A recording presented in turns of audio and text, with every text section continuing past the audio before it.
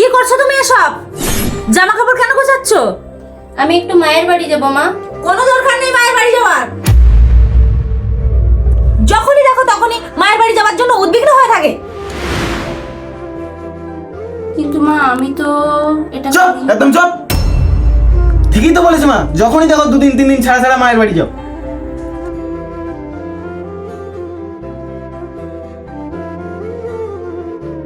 কি বানাচ্ছো? চা। বাহ, আচ্ছা আমি তোর কাছে একটা কথা জিজ্ঞেস করবো, উত্তর দেবে? হ্যাঁ বলো না।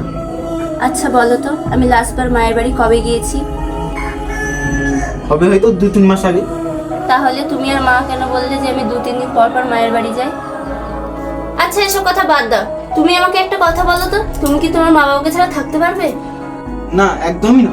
তাহলে তোমরা আমাকে কেন যেতে না বললে? তাহলে তোমরা এটা কিভাবে ভাবতে পারছো যে আমি আমার মা বাবার কাছে যাব না?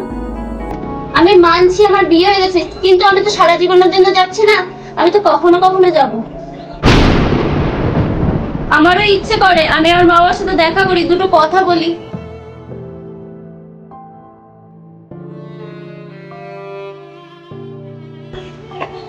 ওই চলো যাওয়া যাক। কিন্তু মা, মাকে আমি সামনে নেবো।